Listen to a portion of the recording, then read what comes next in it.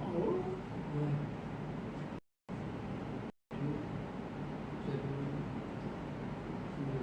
En haut, elle continue, il y a deux. Il y a un premier, après il y a des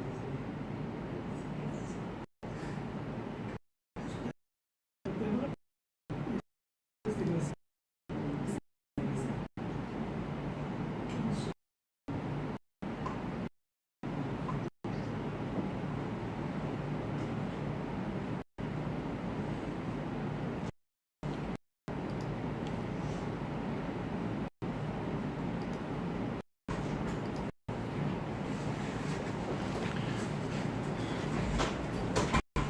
Voilà, Boker Tov tout le monde.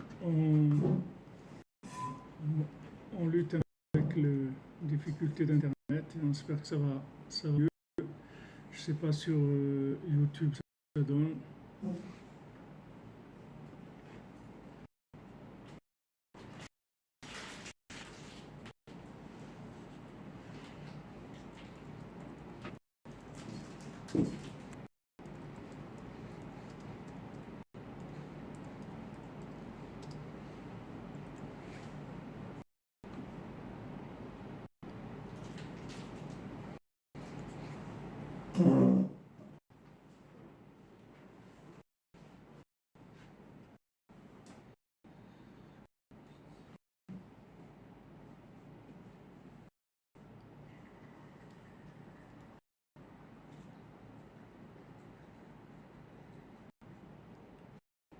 Sur Facebook, on voit bien.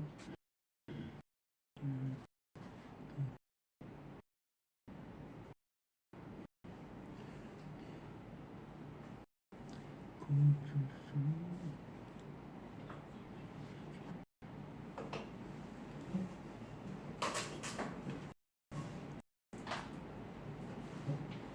Je crois qu'il y a une façon de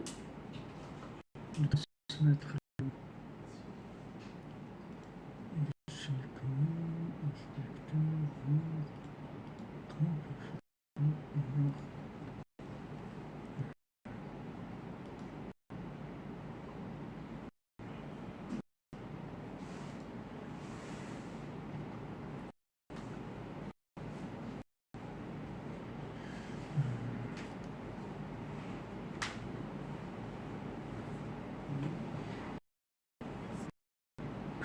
J'arrive à mettre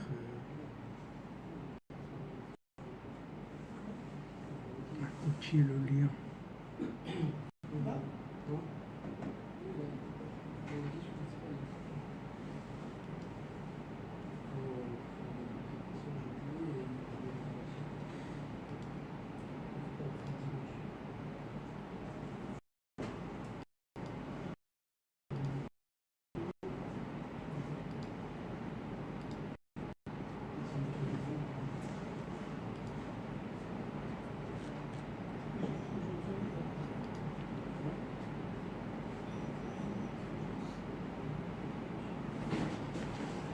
Donc sur Facebook c'est bon, mais sur YouTube on n'arrive pas. Il faut que je trouve comment copier le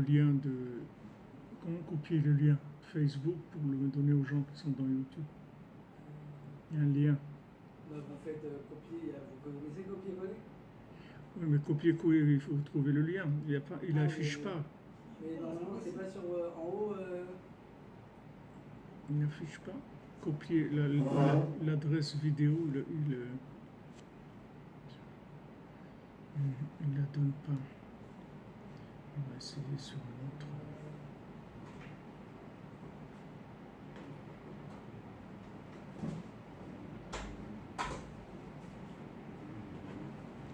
Tu sais, moi, copier l'adresse vidéo. Ça marche pas sur YouTube. Non, mais tu veux dans le commentaire. Oui, bah, Il y a un lien, c'est-à-dire que tu copies le lien de Facebook, tu le donnes aux gens de YouTube, ils cliquent et ils sont sur Facebook en fait. Ça fait direct sur Facebook. C'est-à-dire ils voient sur Facebook à partir de YouTube.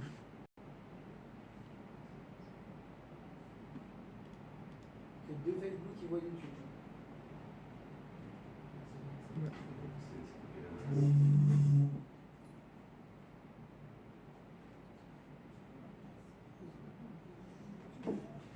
Ils disent que ça marche là. On vous capte parfaitement. Dans YouTube, ça a l'air d'avancer un peu. On va voir. C'est un problème. Alors, Bézant Hachem, on essaiera de trouver une solution. Pour l'instant, on fait comme ça.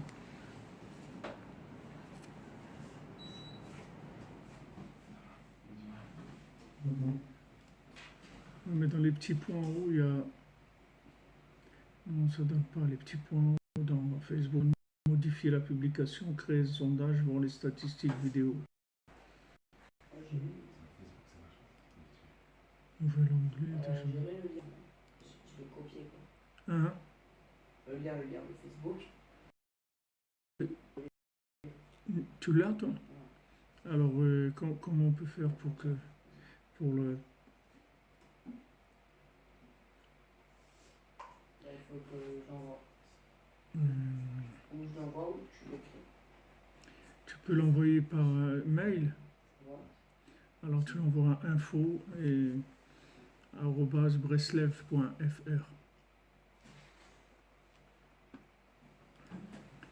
Aujourd'hui ça marchait bien l'internet, je sais pas pourquoi maintenant. Pourtant la nuit en général ça marche beaucoup mieux que le jour. C'est quoi le mail? Info, Ouais. Strudel, breslev.fr.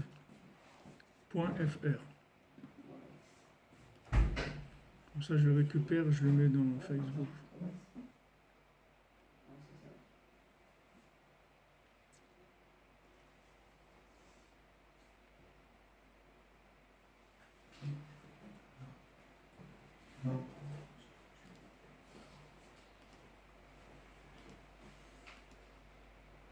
Tu as envoyé?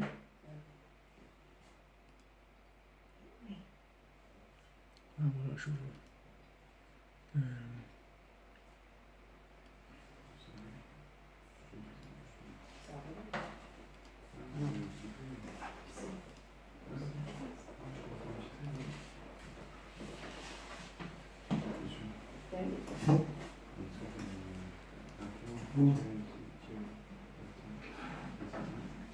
Il s'est envoyé? Oui, j'ai reçu. Le son est faible, vous dites.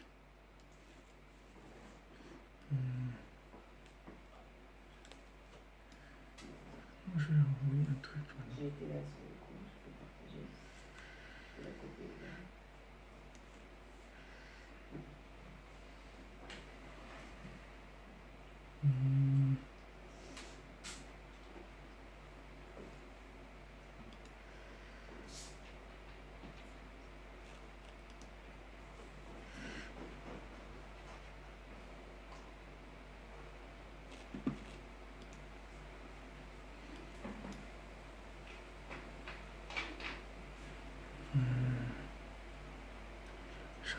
J'arrive pas.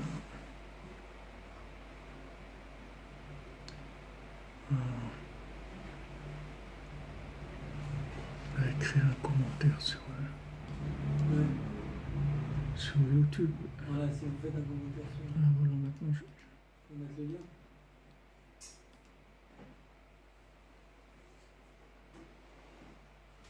Ok, je vous ai envoyé le lien de Facebook dans YouTube pour que vous puissiez. Je vais rapprocher un peu l'image, rapprocher l'appareil pour avoir le son un peu plus fort. Je vais voir s'il y a un moyen de régler le son.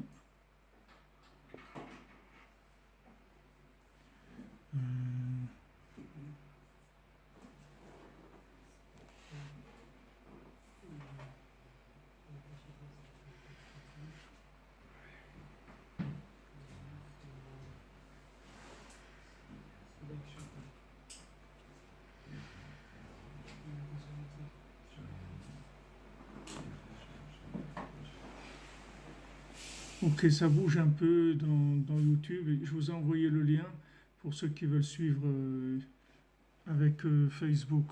Maintenant, je ne sais pas au niveau du son, je vois que le micro ne bouge pas trop aussi. Alors, je ne sais pas ce que... Je sais parce que ça vaut.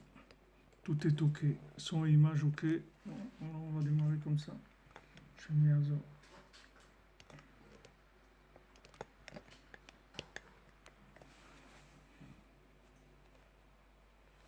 Ok, Todarabah, merci. Alors, on va étudier Bezrat Hashem dans Ilchot Hanouka. On va se préparer pour Hanouka.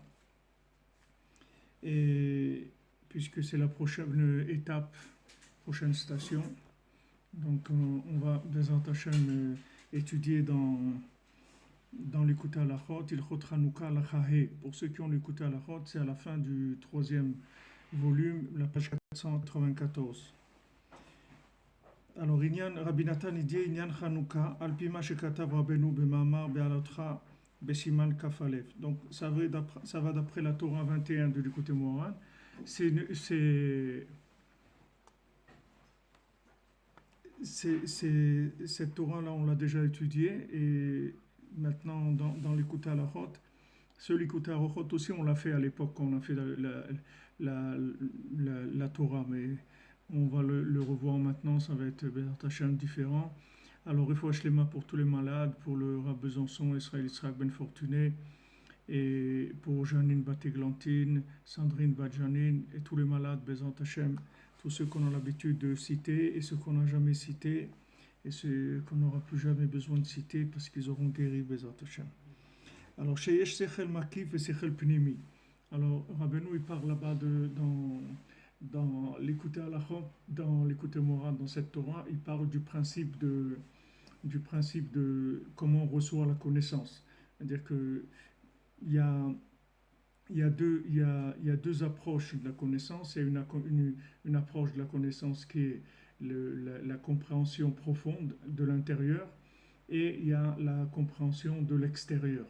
Alors, normalement on doit passer par deux étapes. C'est-à-dire on a une approche d'abord de l'extérieur, qui est, Rabbeinu dit là-bas, des Akdamot, c'est-à-dire qu'on nous présente des choses qui sont des préambules, des préfaces à la connaissance. Une fois qu'on a passé ces préfaces-là, on va à l'intérieur. C'est-à-dire on va rentrer vers le Sechel Pnimi. Alors maintenant, physiquement, Rabbeinu dit que dans notre visage, on a la menorah, c'est-à-dire on a les 7 branches de la menorah, puisqu'on a les 2 oreilles, les 2 yeux, les 2 narines et la bouche, ça fait 7. Ces 7 orifices de notre visage, en fait, ce sont tous des capteurs de connaissances. Alors ces capteurs-là, s'ils sont propres, alors ils captent bien. S'ils sont sales, alors ils captent des choses qui sont floues, et des fois des choses même qui peuvent être complètement fausses. Tout dépend du niveau de propreté de ces 7 canaux-là. Alors Rabbeinu dit là-bas que donc ça c'est l'approche standard de la connaissance, mais il y a aussi une approche de la connaissance qui se fait directement par science infuse. C'est-à-dire il y a de la connaissance qui vient par un flux directement. C'est-à-dire que la personne ne se rend même pas compte de ce qui s'est passé, et elle sait des choses, c'est tout. Maintenant, demandez-lui d'où il sait ça et tout, il ne sait pas. Il ne sait pas comment, mais il le sait. C'est-à-dire il peut vous expliquer des choses, il sait des choses, etc. Mais il n'a pas appris, c'est-à-dire il n'a pas passé ces étapes-là. Donc ça, c'est une autre façon de connaître les choses, par de la connexion, pas par de la compréhension. C'est 2 canaux qui sont différents. Il y a le canal normal de la menorah, c'est-à-dire du chandelier, qui est les 7 accès du visage, et qui permettent, avec ces 7 accès, donc de capter des informations que l'esprit va analyser, etc. Et il y a la science infuse, c'est-à-dire la chose qu'on capte directement par la connexion. Donc Rabbeinu dit ici, il y a un makif, c'est-à-dire il y a un sechel makif, un sechel pnimi. C'est-à-dire il y a une compréhension qui est une compréhension par une vision extérieure des choses, c'est-à-dire qui est une connaissance qui est sous-jacente, qui est pas une connaissance qui est l'intérieur, et il y a la connaissance qui est la connaissance de l'intérieur. Ve'apnimi mekabel me'amakif. Maintenant, l'intérieur, il reçoit de l'extérieur. C'est-à-dire que maintenant, quand on a intégré une connaissance, tout de suite on passe à une nouvelle connaissance qui se prépare. C'est-à-dire une préparation à une nouvelle connaissance. Dès qu'on intègre une connaissance, on passe automatiquement à une nouvelle découverte de connaissance qui va se faire par une approche extérieure. Alors ça, on voit cet exemple dans la Torah pour Moshe Rabbeinu.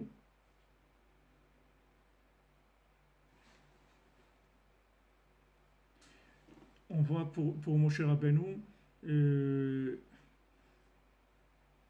Moshe Rabbeinu, il a posé une question à Hachem. Quand il a vu Rabbi Akiva, il a vu que Rabbi Akiva, il a été comme ça tué d'une façon tellement cruelle et tout, avec des peignes en fer, ils ont lacéré sa peau. Alors, il a demandé à Hachem, il a dit, mais quoi, c'est ça la Torah, et c'est ça le Rabbi Akiva, normalement c'était lui qui devait donner la Torah, c'est pas Moshe Rabbeinu. Donc c'était quelqu'un qui était, disons, numéro 2 dans le monde pour pouvoir donner la Torah avec Moshe Rabbeinu. Il aurait dû être normalement, mais disons, ils étaient tous les deux aptes. Donc il était au niveau de Moshe Rabbeinu. Donc Moshe Rabbeinu dit, mais quoi, c'est ça la Torah, c'est ça le résultat, le salaire de la Torah, c'est-à-dire qu'il meurt de cette façon-là, etc. Alors Hachem, il a dit, tais-toi, parce que c'est comme ça que la pensée d'Hachem, elle a voulu. Kachala b'marshama. Hachem, il a voulu comme ça, c'est la pensée d'Hachem. Et alors Rabbeinu l'explique il lui a dit tais-toi, parce que si jamais maintenant il dit la réponse de ça, il va avoir tout de suite une autre question qui va venir. Et cette question-là, après, elle va être bien pire que la première. C'est-à-dire la première, il y a des hésitations, mais la première, l'autre, ça peut complètement sortir la personne. Alors Rabbeinu donne ça, ce conseil-là de façon générale par rapport à tous les gens qui essayent de comprendre des choses par le chemin de la philosophie. Et Rabbeinu, il est contre cette approche-là de la Torah, parce qu'il dit que l'approche philosophique, même si maintenant tu trouves une réponse aux questions que tu as, elles vont engendrer des questions auxquelles tu vas arriver à un moment, tu n'auras plus de réponse du tout. Et quand tu vas plus avoir de réponse, qu'est-ce que tu vas faire? Tu vas faire quoi? C'est-à-dire que tu vas arriver devant une question, cette question-là, elle peut te faire chavirer complètement. Alors ça c'est des choses avec lesquelles on vit tous les jours. Avec lesquelles on vit tous les jours. C'est-à-dire que il faut avoir il faut avoir une vie de connexion et d'acceptation. Il ne faut pas avoir une vie de questions-réponses. Parce que même dans la famille, dans un couple, même si tu as des questions, si tu as des questions sur le conjoint et que tu trouves la réponse, c'est-à-dire que tu as une question, tu dis ouais, mais pourquoi ça et ça et ça, et après ça te vient au bout de quelques jours ou quelques semaines ou quelques mois, tu comprends, tu dis ah bon, maintenant je comprends, il fait ça parce que c'est ça, etc. Même ça, c'est pas bien, parce que cette réponse-là, elle va amener une autre question. Parce que c'est un système c'est un système automatique qui fonctionne comme ça. C'est-à-dire que tu ne peux pas résister à ça. C'est-à-dire toute réponse, elle entraîne une nouvelle question. C'est le système d'engendrement de la connaissance. Alors comme si maintenant tu vis dans la connexion et dans la émouna, dans la confiance et dans la connexion, tu vas recevoir une connaissance, mais cette connaissance-là, elle ne va pas engendrer de questions. C'est une connaissance qui va te calmer, qui va te donner une satisfaction, mais qui ne va pas entraîner une autre question, parce que tu es sorti de ce système d'approche. Tu as reçu quelque chose, mais cette chose-là, elle n'est pas attachée à une autre question. Tu n'es pas rentré dans le système question-réponse sans arrêt. C'est-à-dire que tu voulais découvrir quelque chose, voilà, tu l'as découvert. Ça s'arrête là. Maintenant, si tu dois aller plus loin, ça viendra aussi de la même manière. Mais ça ne viendra pas par une formule de question.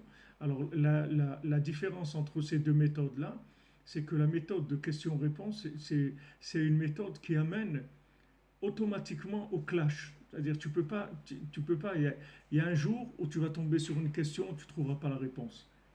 Et quand tu vas être dans ce problème-là, Rabbeinu dit, tu rentres dans le néant.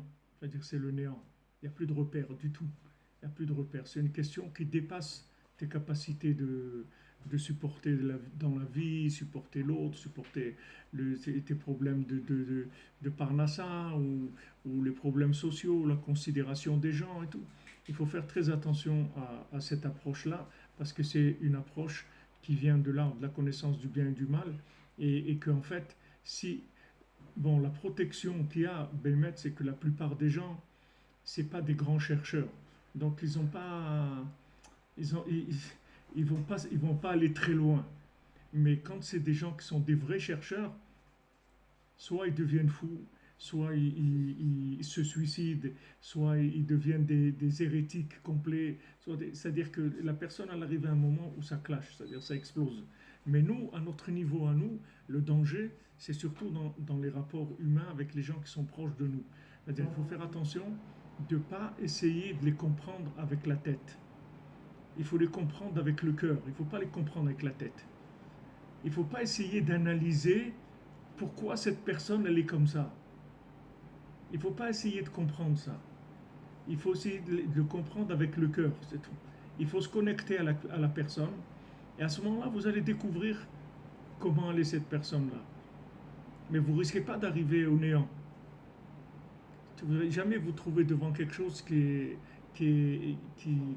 va vous désemparer complètement. Parce que la connaissance qui vient de la Emouna, c'est une connaissance qui est sécurisée. C'est une connaissance que jamais vous éloignerez, jamais vous allez vous perdre. Jamais. C'est comme ça qu'Hachem il voulait la connaissance. Hachem il voulait la connaissance comme ça. Il voulait que Adam Arishon il rentre dans Shabbat. On voit maintenant dans Bereshit, il voulait que Adam Arishon il rentre dans Shabbat. Dès qu'il serait rentré dans Shabbat, il aurait fait Kiddush sur le fruit de la connaissance du bien et du mal. La différence, c'est qu'il aurait une connaissance sécurisée. C'est-à-dire c'est une connaissance qui ne l'aurait pas amené au néant. Parce que l'attachement, la connexion avec Dieu, elle aurait été toujours plus grande que les questions qu'il aurait trouvées avec la connaissance.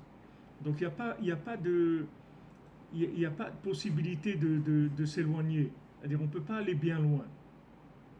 Même avec les gens c'est comme ça. Rabbeinu dit Al kol peshaim techase ahava. Rabbeinu amène ça des Chazal, de nos sages qui disent sur toutes les fautes,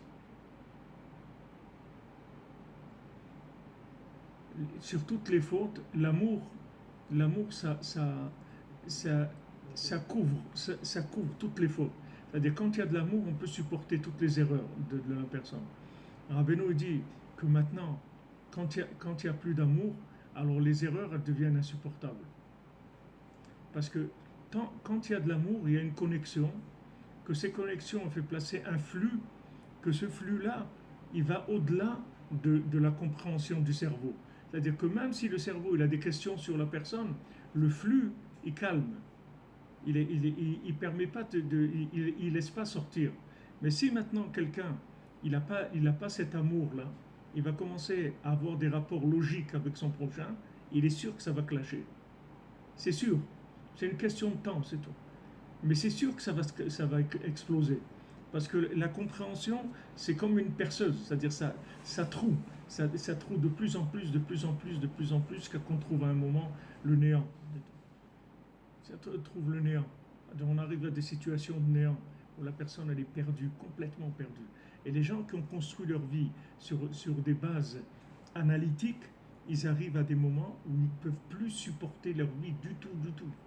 Ils sont obligés de changer. Ils sont obligés de changer de vie. Ils ne peuvent plus supporter leur vie. Mais ça vient uniquement de leur méthode d'approche de la vie, c'est tout.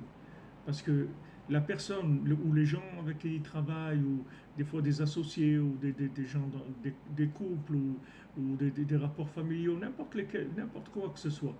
Si on a un rapport qui est un rapport de connexion à la personne, toutes les questions qu'on aura, elles seront avalées par la connexion. La connexion, elle traite tout ça et elle comme on dit, elle liquéfie, c'est-à-dire elle rend fluide les questions. Mais quand il n'y a pas la connexion, alors ça bloque. Ouais, mais pourquoi et trucs et tout, ça bloque, c'est un blocage, on s'arrête.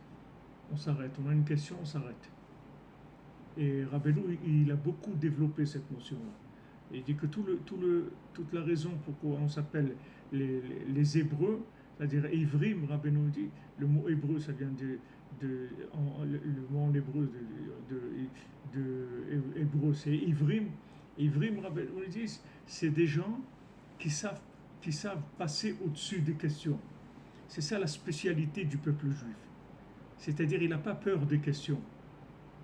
Quand il voit une question, il dit, et alors? Et alors? Ouais, mais tu sais, il a fait ça, et tout. Alors, pas grave. Comme qui vient celui qui vient voir le rabbi de Satmar, il lui demande de l'argent parce qu'il doit refaire ses dents, ses dentiers, ou je sais pas, des implants, ou un truc comme ça. Alors, bon, le Satmarouf lui donne une somme d'argent, ça coûte assez cher et tout, il lui donne. Et après, le chamash du rab, il vient le voir, il dit, mais il vous a menti, c'est pas vrai. Il a pas de problème aux dents et tout. Alors Satmarouf lui dit, ah bon, il a pas de problème aux dents? Bah, au Hachem, je suis content qu'il n'ait pas de problème aux dents, qu'il soit en bonne santé. Merci mon Dieu, que tout le monde soit comme ça, en bonne santé. Vous voyez, l'autre, il lui a posé une question, il croit qu'il va l'attraper avec la question. Sa question, elle va le faire tomber dans un trou, dans le néant. Qu'est-ce qu'il voulait lui dire? Il t'a embrouillé, il t'a pris de l'argent, un truc et tout. Mais le Satmarouf, il n'était pas du tout dans cette vision des choses. Maintenant, lui, pourquoi il lui a donné de l'argent? Parce qu'il l'aime, d'accord? Il l'aime. Maintenant, c'est ce monsieur-là, il a des problèmes, il a besoin d'un dentier. Donc, il l'aime, il veut l'aider, donc il a aidé. Maintenant, la personne, il s'avère qu'elle n'avait pas besoin de dentier. Ben, c'est pas pour ça qu'il l'aime plus. Il n'a pas besoin de dentier, ok, il fera autre chose avec l'argent, c'est pas grave. Mais il n'est pas rentré là-dedans, vous comprenez? Alors c'est une méthode de vie extraordinaire. Si on vit avec ça, on est toujours de l'autre côté de la rivière. C'est-à-dire quand il y a un fleuve, Rabbeinu, il amène ça comme un fleuve. C'est-à-dire il y a un fleuve qui passe et les questions, ce sont des fleuves. C'est-à-dire c'est des fleuves à traverser. Et maintenant, si on rentre dedans, les courants nous emmènent. C'est-à-dire on part. Mais si maintenant on saute, on va de l'autre côté de la rive directement, voilà, la question elle est derrière nous, c'est fini. Il n'y a plus de questions.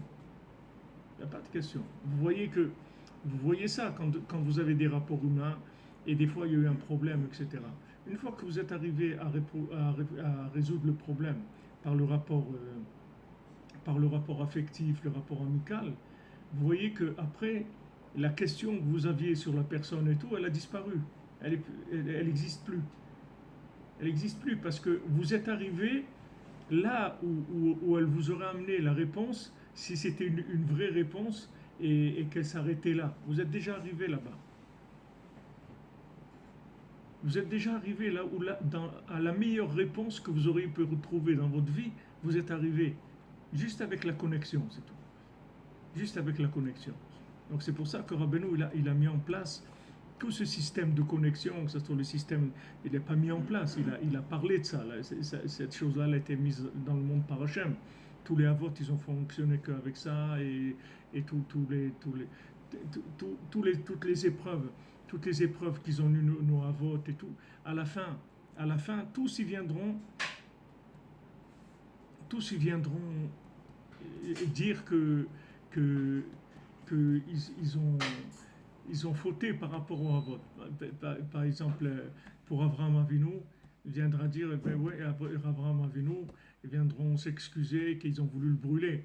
Maintenant, la femme de Potiphar, elle viendra dire devant Hachem et devant Yosef Hatzadik, tout ce que j'ai dit c'était du mensonge, et Yosef il n'a jamais fauté. C'est-à-dire, il arrivera un moment, toutes ces choses-là, elles vont sortir.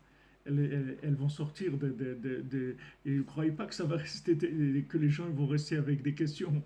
Il y a un moment où tout va se planifier. C'est-à-dire Hachem, il va mettre tout le monde à niveau. Il va ramener tout le monde. Pourquoi tu l'as accusé de ça? Qu'est-ce qu'il y avait là, etc. La vérité, elle va planifier le monde. Alors ça, c'est la méthode que Rabbeinu donne pour pouvoir être heureux, béhémet, et arriver à se débarrasser du souci de la vision des choses. Mais pourquoi il me fait la tête? Pourquoi ça? Pourquoi il n'est pas reconnaissant? Pourquoi je l'ai aidé? Pourquoi il ne m'aide pas? Pourquoi moi j'essaye toujours de lui faire plaisir? Pourquoi il ne fait pas? Tous ces pourquoi-là, C'est ça qui crée des blocages. Tout le temps, ça bloque, ça bloque. Alors que si maintenant vous vivez sur un autre angle, vous dites, voilà, ça c'est mon conjoint, bah, au Hachem, on est ensemble, on est Echad. Donc maintenant, il y a des problèmes. Les problèmes, on va les régler. Mais on est Echad, c'est-à-dire on est ensemble. Cette chose-là, elle n'est jamais remise en question. Parce qu'elle est au-dessus de tous les problèmes qu'il peut y avoir. Donc si on a cette approche-là, on est tranquille. On est tranquille. Et aujourd'hui, malheureusement, il y a beaucoup de gens qui vont avec le cerveau, avec l'analyse, et des fois même des gens importants qui donnent des conseils, des conseils aux autres et tout, et qui détruisent la vie des gens. Ils détruisent en marche la vie des gens. Ils disent non, si ton conjoint, bon, il est arrivé à ça et tout, bon, ça veut dire que vous êtes pas fait l'un pour l'autre et tout. Mais attends, ça fait 20 ans qu'ils sont mariés ou 30 ans qu'ils sont mariés. Maintenant, tu t'es réveillé qu'ils ne sont pas faits l'un pour l'autre. C'était avant le mariage. Maintenant, de quoi tu parles?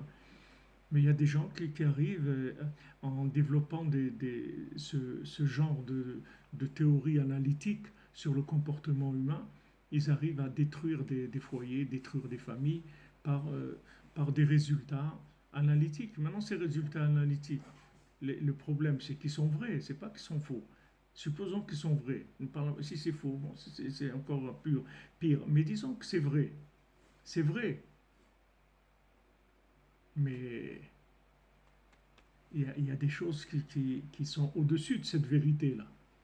C'est que ça fait 10 ans, 20 ans, 30 ans qu'on est marié, ou on a des enfants, ou on a des trucs. Il y a des choses qui sont au-dessus de tout ça. Et ces choses-là, elles ont une valeur de connexion qui est au-dessus de toutes les questions qu'on peut avoir. Même si maintenant on fait une, une analyse. Par exemple, mon cher Rabbeinu, quand il y a eu la sortie d'Égypte et tout, il y a un roi, il a entendu ça. Dans le monde entier, ils ont entendu parler de la sortie d'Égypte. C'est pas, Rabbeinu dit même en Allemagne, il y avait des gens déjà qui vivaient. Le peuple allemand, il était déjà à l'époque de Moshe Rabbeinu. Il y avait des gens qui vivaient en Allemagne. Et ils ont entendu parler de la sortie d'Égypte, des miracles et tout. Alors il y avait un roi dans un pays, je ne sais pas lequel, il a entendu parler de Moshe Rabbeinu, de tous les miracles qu'il a fait. Alors il a envoyé un portraitiste comme ça. Il a dit, je veux que tu me fais. Avant, il n'y avait pas les selfies ni les trucs. Alors il faisait des dessins de la personne. Mais c'était comme des photos. C'est la même chose. C'est-à-dire, ils étaient capables de tracer toutes les expressions du visage, etc. Donc il a envoyé ce portraitiste, le roi, et il lui a ramené un portrait de Moshe Rabbeinu. Et quand il a vu le portrait de Moshe Rabbeinu, ce roi-là, il a dit, mais cet homme-là, c'est un assassin. Il a un visage d'un assassin. Et c'est vrai. Il a dit, c'est vrai. C'est-à-dire, dans la logique analytique, Moshe Rabbeinu, dans ce qu'il était, c'est un assassin. Mais seulement, il vivait dans un niveau de connexion que cette chose-là, elle était utilisée pour le bien, au contraire. C'est-à-dire qu'au lieu que cette chose-là, elle crée un problème, au contraire, c'est une chose qui lui a permis de faire des choses extraordinaires. Mais si tu le voyais, et tu voyais son portrait comme ça, sa photo, de quelqu'un qui connaît la chormata partouf, c'est-à-dire quelqu'un qui connaît la sagesse de l'analyse du visage, alors il peut dire, voilà, ce monsieur-là, c'est un assassin. Et alors, bah,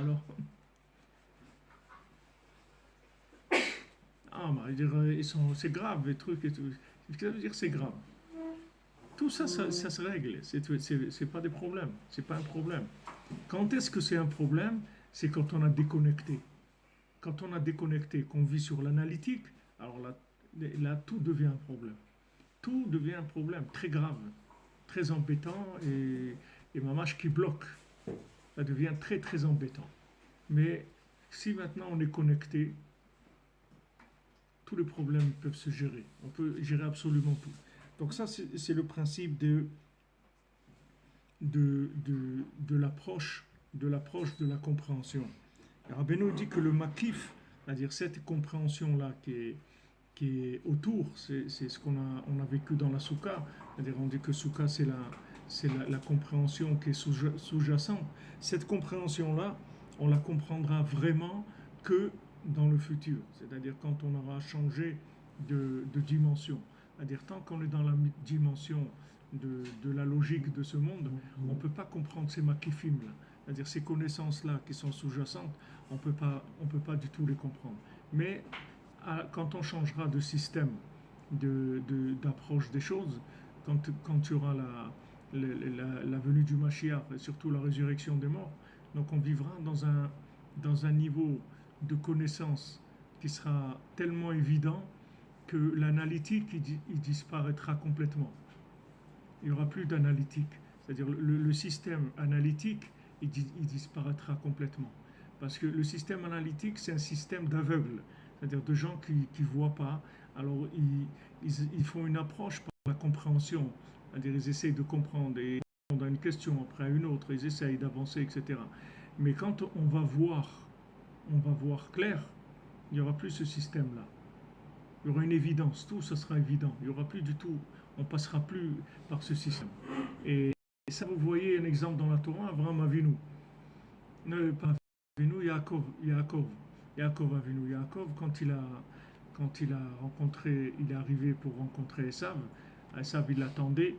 Esav, il ne voulait pas venir chez Lavan, il avait peur. Donc il attendait que Yaakov il quitte la maison de Lavan pour le rencontrer. Quand il est venu le voir, alors Yaakov, il a vu que Lavan, il avait Esav, il avait 400 hommes avec lui. Quand on a parlé de ces 400 hommes de Esav aujourd'hui, que c'est Gematria Ra'in, mauvais œil. Maintenant, Yaakov, ils nous disent nos sages, quand il a vu Esav avec les 400 hommes, il n'a pas compté. Quand Yaakov il voyait, il ne comptait pas. Quand il voyait qu'il y a 400. Ou il voyait qu'il y a 1000. Ou il voyait qu'il y a 3248. Mais il n'a pas besoin de compter. Il n'a pas besoin de dire 1, 2, 3, 4, 5. Nous, si on voit 2, 3, ça va. 4, peut-être 5. Après, ça commence à on n'arrive plus à suivre. C'est-à-dire, on ne peut plus voir. On a besoin de commencer à compter. Et donc, c'est une supposition qu'on fait. Parce que quand vous comptez, vous n'êtes pas sûr. Et si vous avez compté 3248, vous n'êtes pas sûr qu'il y a 3248. Vous avez compté, c'est tout. Mais vous n'êtes pas sûr qu'il y a ça. Tandis celui qui voit 3248, il est sûr. Et il y a des gens qui avaient comment il s'appelle, le Rav Tzadok de Lublin, Rav Tzadok HaKohen de Lublin. C'était quelqu'un qui était après Rabbeinu, puisqu'il a écrit un pérouche sur le Sefer Hamidot. Sur le Sefer Hamidot de Rabbeinu, il y a un pérouche du Rav Tzadok de Lublin. Mais c'était un homme avec une chorma incroyable.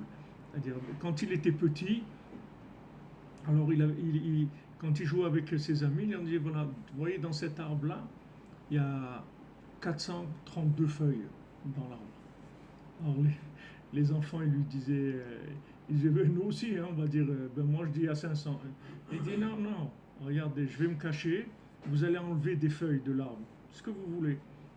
Et je reviens. Quand vous avez fini d'enlever des feuilles, vous m'appelez, je viens. Alors ils ont enlevé des feuilles, il est venu, il leur a dit le chiffre exact qu'il y avait dans les feuilles. Donc ils ont compris que il s'amusait pas.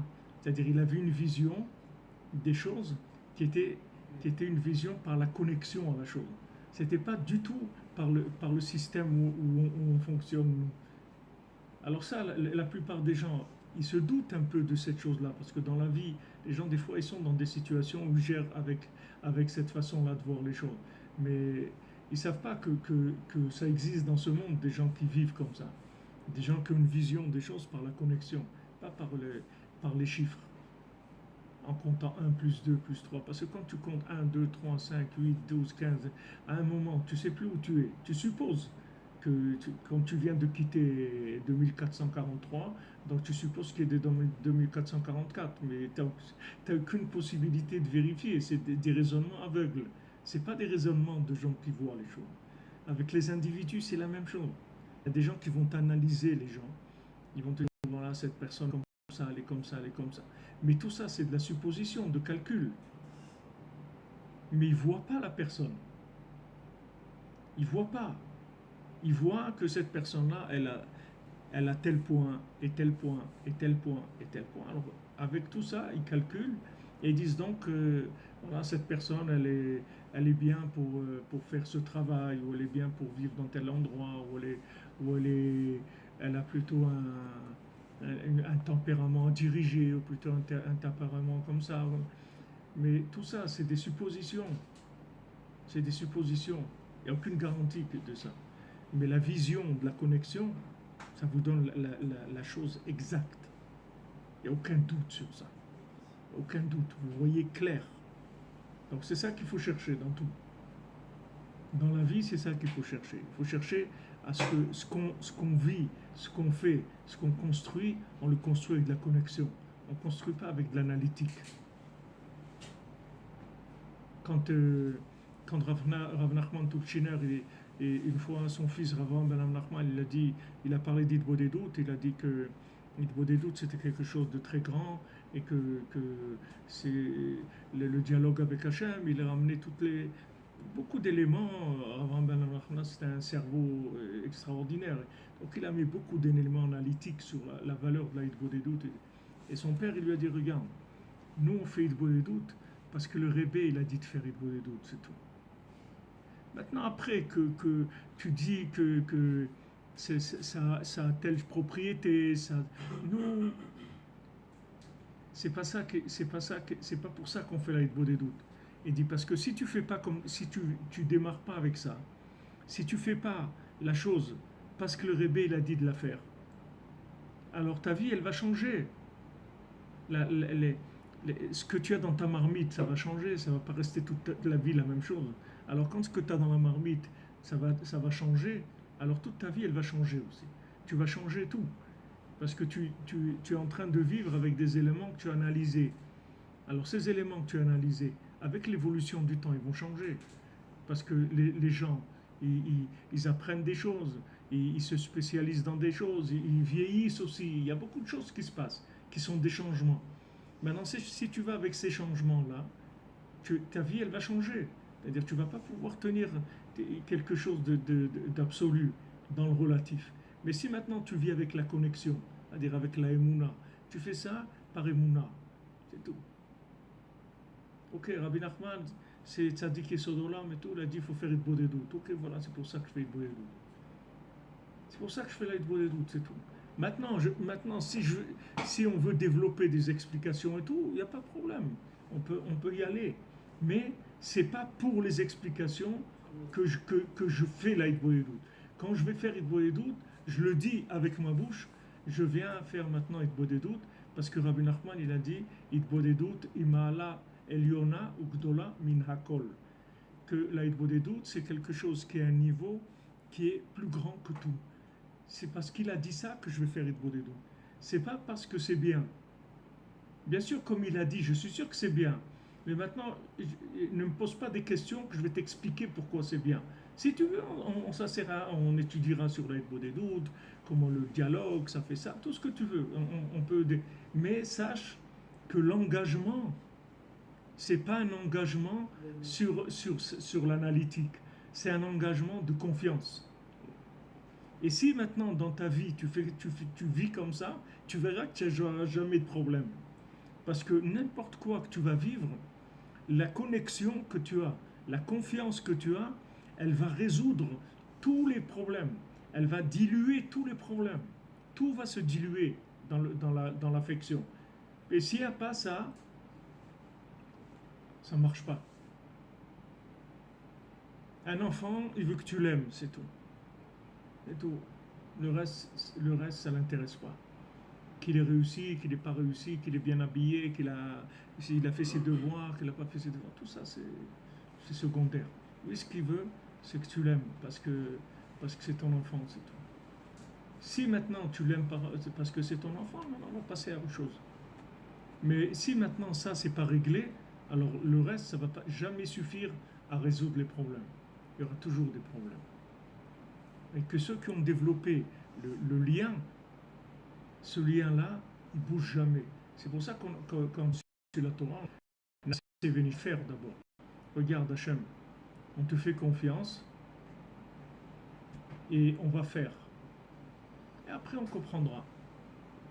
Mais d'abord, sache qu'on a confiance en toi et qu'on est sûr que ce que tu nous as dit de faire quand tu nous as donné la Torah, on est sûr que c'est quelque chose de bien. On n'a aucun doute sur ça. On a une confiance totale en toi. Et de ça, on ne bougera jamais. Ça ne veut pas dire qu'on ne va pas faire des bêtises. On va faire des bêtises. Parce que on n'est pas parfait. Donc on va faire des bêtises. Mais les bêtises qu'on va faire, elles ne vont jamais remettre en question cet engagement. Cet engagement, il ne bougera jamais. Alors, Rabbi Nachman, il dit au début du livre des Sichot HaRan, la sagesse de Rabbi Nachman, il dit là-bas que quand il a commencé à servir Hachem, quand il était enfant, etc.,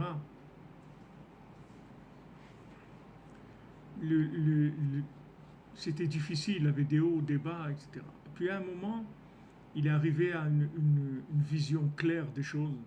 Il a dit, regarde Hachem, je sais pas ma vie ce que ça va être, mais moi je m'engage, je dis une chose, je te quitterai jamais. Jamais je te quitterai. À moins que je devienne fou, il arrive un truc que je n'ai plus de contrôle sur moi-même. Mais n'importe quoi qui se passera dans ma vie, même si je tombe là où je tombe, je te quitterai jamais. Mais ça, c'est un moment où il est arrivé à ce makif-là, c'est-à-dire à cette compréhension qui était latente. À un moment, c'est rentré ça, et il a pris cette décision-là, et il a pris cet engagement-là. Il était sûr de lui. Il n'y aurait aucune condition de ce monde qui allait le gêner. Alors que les gens qui ont mis des conditions, quand les deux conditions elles ont bougé, tout a bougé. Tout a bougé. Vous voyez, quand à Ouman, ça a commencé le communisme, alors il y avait plusieurs sortes de gens. Il y avait des Breslevers, il y avait plusieurs groupes. Et dans le livre Yemé Shmuel, il rapporte là-bas, parce que lui, il a vécu 3 ans en Ouman à l'époque du rideau de fer. Donc, lui, il raconte comment c'était là-bas, les groupes de gens, les différentes approches qu'ils avaient. Et il y avait des gens qui étaient... Il y avait un groupe de gens qui étaient ce qu'ils appelaient les Ovdim, c'est-à-dire les gens, ils étudiaient, priaient toute la journée, la nuit, tout le temps, etc. Toute la semaine, ils étaient à la synagogue, ils ne bougeaient pas de la synagogue, ils étaient en marche dans la Avodat Hashem tout le temps. Et il y avait des gens qui travaillaient et ils étudiaient, faisaient les deux. Maintenant, il dit que quand les communistes ils sont arrivés, et donc ils ont tout fermé, et les synagogues, les trucs, interdiction de faire la Torah, et ça y est, il n'y avait plus. C'est-à-dire les conditions, elles étaient terminées. Il n'y avait plus de conditions. C'est-à-dire les conditions de vie pour pouvoir vivre la Torah, elles étaient interdites. Il n'y avait plus d'accès. Rien. Tu ne peux pas mettre les tefilines, tu ne peux pas prier, tu ne peux pas avoir un sidour, rien. Il n'y a plus rien. Pas de shrita, pas de viande cachère, rien. Tu n'as pas le droit de faire Shabbat, tu travailles Shabbat, ça y est, c'est terminé. Donc les conditions, elles ont changé complètement. C'est-à-dire il n'y avait plus des conditions logiques pour faire la Torah. Alors maintenant, maintenant il dit il y a eu 2 sortes de réactions. Il y a les réactions des gens qui étaient complètement dans l'étude et la prière. Quand les conditions elles sont devenues impossibles pour l'étude et la prière, ils ont tout lâché. Ils ne pouvaient plus. Maintenant, les gens qui travaillaient à mi-temps et qui étudiaient et qui priaient à mi-temps, ces gens-là, qu'est-ce qu'ils ont fait? Ils ont grappillé ce qu'ils pouvaient grappiller. Ils travaillaient Shabbat parce que c'était obligé. Mais quand ils rentraient à la maison, ils voyaient, voilà, maintenant c'est 5 heures de l'après-midi, qu'est-ce qu'on peut faire? On va faire Mincha, on va faire Souda Shlishit, on va faire Arvit, on va faire Melavé Malka, on va se lever à Chatzot, on va aller se tremper au mikvé. Il n'y avait pas de mikvé, c'était interdit le mikvé aussi. Et ils se trempaient dans le lac. Alors il y avait le vendredi soir, il voulait chanter, parce que même de chanter les chants de Shabbat, c'était impossible. Même les enfants, ils dénonçaient leurs parents aux communistes. C'est-à-dire, si un père, il faisait les chants de Shabbat, les enfants, ils étaient tellement déjà dans le système qu'il arrivait que les enfants, ils allaient dénoncer les parents. Voilà, mon père, il chante, il fait Shabbat ou des trucs comme ça. Donc vraiment, les gens, ils étaient dans une peur terrible. Ils vivaient Alors, il y avait un Breslever que le vendredi soir, je ne sais pas si c'est Hirschleif, je ne me rappelle pas qui c'était, il sortait dans la rue et il marchait comme s'il était sous, comme ça en titubant, et il faisait les chants de Shabbat. Alors comme les policiers le voyaient et tout, ils disaient non, c'est un soulard, il chante et tout, mais lui tous les vendredis soirs il faisait ça. Il n'était pas sous du tout, mais il avait trouvé cette combine pour faire les chants de Shabbat. C'est-à-dire qu'il faisait semblant d'être sous, il marchait dans la rue comme ça, et il faisait tous les nigounim de Shabbat pour pouvoir les faire. Il avait trouvé il avait créé ces conditions-là. Mais pourquoi je vous raconte ça? Pour vous dire que les gens qui avaient les deux attitudes, c'est-à-dire l'attitude de l'engagement malgré des conditions qui ne sont pas les conditions. C'est-à-dire que par exemple la personne elle travaille à mi-temps, la moitié de la journée elle travaille. Donc de travailler par rapport à l'autre monde c'est une perte de temps. Mais par rapport à ce monde il accepte que cette chose-là, et il le fait par soumission à Hachem et parce qu'il a une famille qui doit s'occuper d'eux, etc. Donc maintenant ça lui a donné une maturité que quand il est passé dans des situations où les conditions elles ne permettaient plus de faire la Torah comme il fallait la faire, il est arrivé à faire la Torah aussi. Parce qu'il est habitué à vivre ces contradictions-là. Il s'est habitué à vivre ça. Donc lui, ça ne le dérange pas. Même s'il transgresse tout le Shabbat, il travaille toute la journée, ça ne le dérange pas que quand maintenant il a un moment, qu'est-ce que je peux faire maintenant? Tandis que celui qui veut des conditions idéales pour faire, qui demande des conditions idéales, cette personne-là, même si elle trouve les conditions idéales, même si elle arrive à créer les conditions idéales, il faut savoir qu'un jour, elle sera fragilisée et qu'une fois qu'elle va être fragilisée, elle ne pourra plus rien faire parce que les conditions, elles ne lui permettront pas. Et lui, s'il n'y a pas les conditions, il ne fait rien. S'il n'y a pas les conditions, il ne fait pas. Lui, c'est lié avec les conditions, c'est-à-dire que son engagement, il est conditionnel, si vous voulez. Il est conditionnel par rapport à une logique. Et s'il n'y a pas cette logique, quand on dit la logistique, s'il n'y a pas la logistique de ça, il ne fait rien. Il ne fait rien. Il ne peut plus faire. Parce que toute son approche, elle était comme ça. Alors ça, si vous voulez, cette approche de la vie, c'est quelque chose qui est courant, que beaucoup de gens ils vivent ça. C'est qu'ils se sont engagés dans leur vie avec des conditions. C'est avec les conditions qu'ils se sont engagés. Mais l'engagement, il doit être inconditionnel. Et il faut que jamais le changement de conditions puisse toucher l'engagement. Sinon, ça ne s'appelle pas un engagement. L'engagement, il est inconditionnel. Une fois qu'il y a engagement conditionnel, on va vivre les hauts et les bas. C'est-à-dire le bateau, il va tanguer, pas grave. Ça va monter, ça va descendre. Ça va monter, ça va descendre, pas grave. On se retrouve toujours. Mais quand les gens ils se sont engagés avec des conditions, c'est-à-dire qu'ils ont dit, voilà, moi je veux servir Hachem, mais j'ai un plan. C'est-à-dire je veux arriver à ça et ça. Si j'arrive pas à ça, ça marche pas. C'est-à-dire, moi je veux arriver à cette... c'est bien d'avoir des projets, mais il faut pas avoir un plan de conditions. C'est-à-dire que moi, voilà, ce que je souhaiterais, c'est ça, mais je me contenterai de ce qu'il y aura. Parce que de toute façon, moi je suis avec Hachem, ou moi je suis avec mon conjoint, ou moi je suis avec mes enfants, ou moi je suis avec mon travail, ou moi je suis avec mes amis, ou avec... Les conditions, c'est pas ça qui va changer, quoi que ce soit. Ça s'appelle, si vous voulez, le Sechel Pnimi. Ça, c'est le Sechel Pnimi, c'est-à-dire c'est la connaissance profonde. Et je crois que la connaissance profonde, c'est d'être un génie du cerveau. La connaissance profonde, c'est pas ça. La connaissance profonde, c'est l'engagement inconditionnel. Comme notre cordonnier avec ses chaussures à 3 coins, c'est un engagement inconditionnel. Il n'y a pas de condition. Chaussures à 3 coins, ben tant pis, c'est des chaussures à 3 coins, c'est tout. Mais ça ne va pas m'enlever ma simra, ça ne va pas m'enlever ma émouna, ça ne va pas m'enlever ma confiance dans Hachem, ma confiance en moi. Mais tu es fou, tu as des chaussures à 3 coins et tout, ça c'est des conditions, ça. Tu parles de conditions. Mais Hachem, il m'a créé comme ça. Si maintenant je suis idiot, je n'arrive pas à faire des chaussures normales. Alors qu'est-ce que tu veux? C'est pas de ma faute. C'est Hachem qui m'a fait comme ça. C'est pas que je veux pas. Je suis pas en train de tricher. Voilà ce que j'arrive à faire, c'est ça. Mais je sais qu'Hachem il m'aime comme ça, parce que c'est comme ça que je suis, c'est tout. Je triche pas, je peux pas faire mieux que ça, c'est tout. Je ne peux pas faire mieux que ça. Donc comme je ne peux pas faire mieux que ça, et voilà, je suis honnête. Je suis très joyeux de ce que je suis en train de faire. J'ai aucun doute que Hachem il est content de ça. Quelqu'un qui vit comme ça, il n'a pas de problème dans sa vie. Parce que tout se récupère. Tout se récupère. Et des gens qui étaient là, des Breslevers qui ont passé, je ne sais pas combien d'années en Sibérie, 7 années en Sibérie, 9 années en Sibérie, ils ne faisaient plus rien là-bas, il n'y avait plus rien. Rien, il n'y a pas de Yom Kippour, il n'y a pas de trucs, il n'y a rien, rien, rien. Pas de Shabbat, pas de Tfilin, pas de rien. Ah ben ces gens-là, quand ils sont sortis de la Sibérie, après 7 ans, 9 ans, 10 ans, ils ont repris tout de suite leur avodat Hashem normal. Ils n'étaient pas, parce qu'ils ne sont jamais fâchés avec Hashem. Parce que ce n'est pas des gens qui avaient un engagement avec Hashem avec des conditions. Donc il n'y avait pas de raison de se fâcher, puisqu'il n'y avait pas de conditions.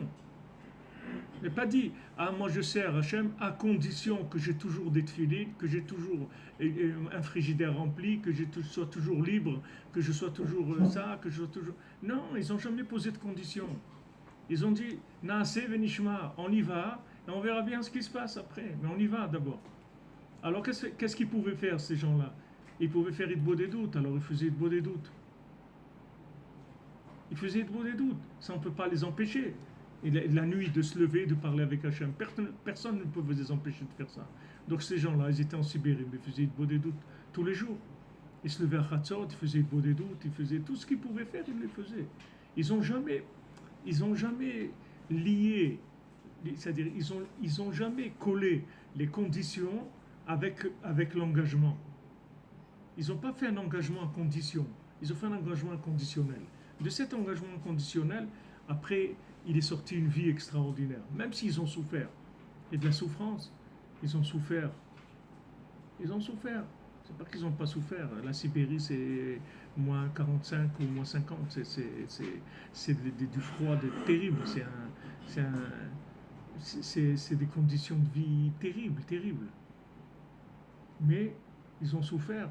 Mais comme ils n'étaient pas engagés sur un plan de conditions, alors il n'y avait pas il y avait rien à reprocher. C'est comme les gens ils viennent en Israël et tout. Alors ils font un voyage d'études, ils veulent des trucs, ils ont des conditions. Ainsi il y a des conditions. Mais sache que en Israël les conditions elles changent. Tu peux pas. Il n'y a pas un pays au monde où les conditions changent comme en Israël. Ça change tout le temps. Ça change tout le temps. Je ne crois pas qu'il y ait un pays au monde où les magasins ils ferment et ils ouvrent aussi rapidement qu'ici. C'est-à-dire, vous passez dans une rue, vous voyez des magasins, 3 mois après, la moitié des magasins, ils ne font plus la même chose. Ceux-là, ils faisaient des falafel, maintenant il y a des chaussures. Après, ils font des glaces, après, ils vendent des lustres, après, ils vendent des draps, après... Et tout ça, en une année, ça s'est fait. Ça va très très vite. Ça va énormément vite. Alors que tu passes dans une rue commerçante en France ou un truc, tu verras que peut-être 1 ou 2 magasins sur toute la rue, ils vont changer. Mais les gens, ils sont là, ils ont installé un truc, c'est une affaire. On est là et ça y est, on ne bouge pas. Mais ici, c'est pas comme ça. Ici, ça bouge tout le temps. Les choses, elles bougent tout le temps. Alors celui qui n'est pas attaché par un sentiment d'amour d'Hachem, l'amour d'Eretz Israël, s'il n'a pas ça, les conditions, elles vont l'éjecter automatiquement. Il va se trouver éjecté parce qu'il a posé des conditions. Ici, il n'y a pas de conditions. Hachem, il dit, voilà, tu veux venir à la maison, on partage ce qu'il y a, c'est tout. Il y a des jours où il y aura des entrecôtes et il y a des jours où il y a du pain sec, c'est tout. Mais on partage. Tout ce qu'il y aura, on partagera tout le temps. Donc cet engagement, c'est l'engagement qui amène au bonheur dans la vie et qui amène aussi aux plus grandes connaissances qui est. C'est-à-dire avec ce développement-là de la connaissance, vous allez arriver à des connaissances que personne n'arrive en réfléchissant. Personne n'arrivera à ces connaissances en réfléchissant. Et ça va vite, parce qu'il n'y a pas d'examen au milieu. Ça avance tout le temps. Parce que tout le temps, le flux, il transmet il se renouvelle tout le temps. Il y a des visions tout le temps nouvelles. Tandis que la connaissance, elle fait vieillir la personne, elle fatigue. La connaissance, ça fatigue beaucoup, parce qu'il y a de plus en plus de questions, comme on dit, qu'en Égypte, ils avaient Avoda Kasha, ils avaient des questions, des couchottes, ils avaient des questions. C'était ça l'esclavage qu'ils avaient en Égypte. L'esclavage physique qui venait de l'esclavage de la tête. Mais n'était pas c'est parce que dans leur tête, ils avaient des questions. Mais pourquoi ça? Et pourquoi ça? Et pourquoi ça? C'est ça qui rend les gens esclaves. Si les gens, ils n'ont pas de questions, personne ne peut t'attraper. Personne. Les gens, ils t'attrapent avec des questions. Parce que tu as des questions. Quand tu as des questions, tu cherches des réponses. Et des gens, ils font semblant de te donner des réponses. Comme ça, ils t'attrapent. Et après, ils te rentrent dans l'addiction, dans le système. Tu ne peux plus sortir. Il t'a attrapé par eux, il t'a attrapé avec des questions. Mais si tu n'as pas de questions, on ne peut pas t'attraper. Les Lévi'im, ils n'ont jamais été esclaves en Égypte. Jamais, ils ont toujours été libres. Parce que c'est des gens qui n'avaient pas de questions, les Lévi'im. Les Lévi'im, c'était des gens qui étaient au service d'Hachem, c'est des accompagnateurs des Kohanim, et ce n'est pas des gens qui avaient des conditions. Ils étaient des Lévi'im, c'est tout. D'ailleurs, Hachem me dit, voilà, vous êtes à moi, vous n'avez pas le droit d'avoir la terre en Eretz Israël, vous n'avez rien du tout. Vous n'avez rien. Les gens ils vont vous donner de la tzedaka, vous allez vivre comme ça. Les Lévi'im et les Kohanim, ils vont vivre avec les masrot. Mais eux, ils n'ont rien. Ils n'ont rien. Il n'y a pas de conditions. Ils sont là, il n'y a pas de conditions. Ils n'ont pas des conditions du tout par rapport à Avodat Hashem. Tandis que ceux qui avaient des questions, ils sont devenus esclaves. C'est comme ça qu'on nous attrape. C'est qu'on a des questions. Ces questions créent des angoisses. Et il y a des gens qui sont des spécialistes à vous proposer des réponses. Ouais, vous pouvez. N'ayez pas peur. Vous pouvez poser une question. Just do it.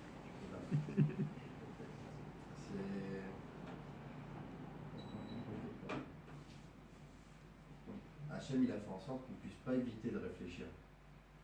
Notre cerveau, il réfléchit en permanence. Ouais, ouais. Donc, par rapport à ce que vous dites, effectivement, c'est-à-dire qu'il faut être dans la simplicité et faire si j'arrive un petit peu à comprendre ce que vous dites, c'est qu'il ne faut pas réfléchir et faire sans condition et sans réfléchir.